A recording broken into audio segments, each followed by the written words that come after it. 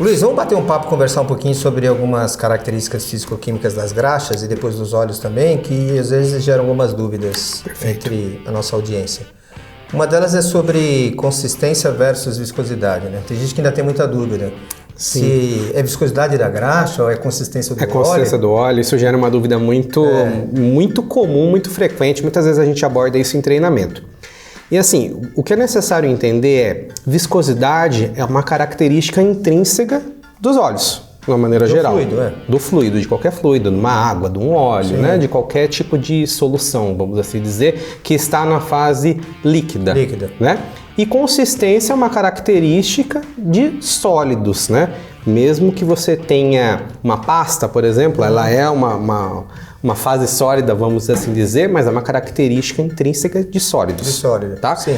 Basicamente, e é bom lembrar também a questão da definição de viscosidade, né? Sim. Que é a resistência do fluido ao escorrimento, né? Isso. A fluidez, ao escoamento. Né? Tanto é que a viscosidade, a unidade dimensional dela é um espaço, né? Uma área por tempo. Então isso tem a ver com o escoamento. Que normalmente é milímetros quadrados por segundo. Isso. Já a questão da consistência, tem muita gente que associa a consistência, por exemplo, quando a gente traz para a temática de graxa, né? Dos lubrificantes, assim, é o grau de maciez daquela graxa. É uma concepção que talvez dê uma ideia mais do que é. É basicamente isso, né? Na prática seria o grau de maciez. Mas você já viu como é que é feito o teste ali para você verificar? Se quiser falar um pouquinho sobre isso aí, porque eu acho que é legal também. Não, é bem interessante e bem simples, né? Na verdade você tem um copo, né? Onde você coloca uma quantidade de graxa padronizada. Sim. E aí você tem um cone, né?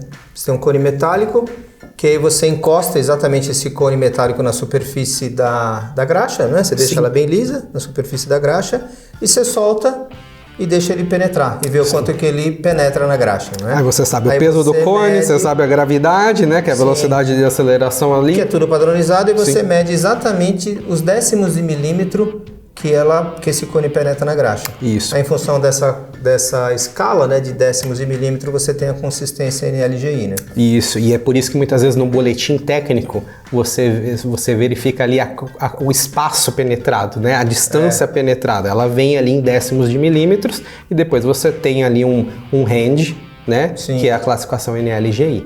Então se penetrou de tantos décimos de milímetros a tantos décimos de milímetros, eu lembro dois, né? Qual que você lembra? Eu lembro de 265 a 295, né? De 265 até 295 décimos de milímetro é consistência 2. E muitas vezes, mesmo estando dentro desse range, essa pequena variação é perceptível, muitas vezes é perceptível, né? Olha, parece que essa graxa aqui está um pouquinho mais consistente do que essa daqui. Mas está dentro do range? Então beleza, tranquilo.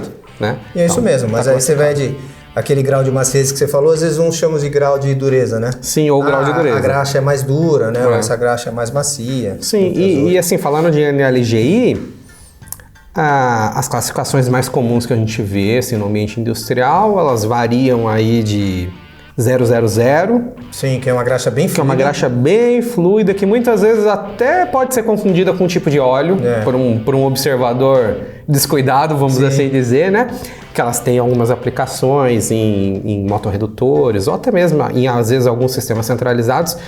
Até graxa NLGI 3, né? Que são graxas às vezes mais usadas ali para algum tipo de vedação, para válvulas, né? Acho que acima de 3 é um pouco mais raro de verificar, né, Renato? Normalmente eu já vi graxa de consistência 4, mas é bem difícil de você encontrar. As mais comuns são as 2 também, né? Em termos de... Sim, para lubrificação de rolamentos. Exatamente. Né? E são aquelas que também, a princípio, são as mais bombeáveis, né? Sim. Então, normalmente, até graxa de consistência 2 você consegue bombear. Sim. No sistema centralizado, né? Que eu estou dizendo, né? Sim. Às vezes, na mão, você consegue, mas você vai depender muito mais da força do operador, ali naquela pistola graxeira, ou às vezes alguma coisa mais... Essa questão de bombeabilidade, ela entra numa outra seara que é importante falar, porque, assim, às vezes...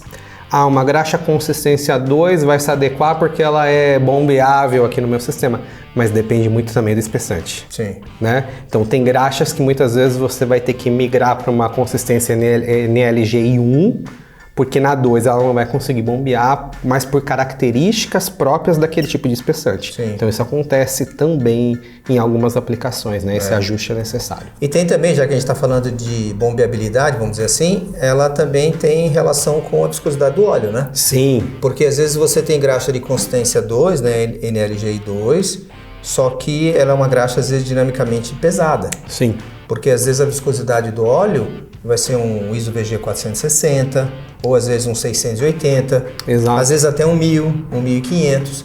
E aí são graxas que eu chamo de dinamicamente pesadas. Sim. Né? Porque a viscosidade do óleo base é tão alta que mesmo ela sendo consistência 2, ela é difícil de ser bombeada.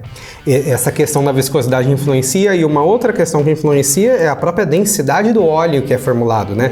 Você vê muitas vezes as graxas fluoradas, o óleo perfluorado ali, ele tem uma densidade maior, então muitas vezes você vê 1 kg de graxa perfluorada num potinho assim, visualmente pequeno, ela é muito mais densa, e isso também influencia na questão de bombeabilidade. Pro caso das graxas fluoradas, a gente não vê muitas aplicações em sistemas que vão exigir ali uma bombeabilidade maior, mas a densidade também pode influenciar. Se é uma graxa formulada com poliglicol ou com poliolefina, às vezes pode mudar também, mesmo dentro de um óleo 220, para ambas, né? É isso aí.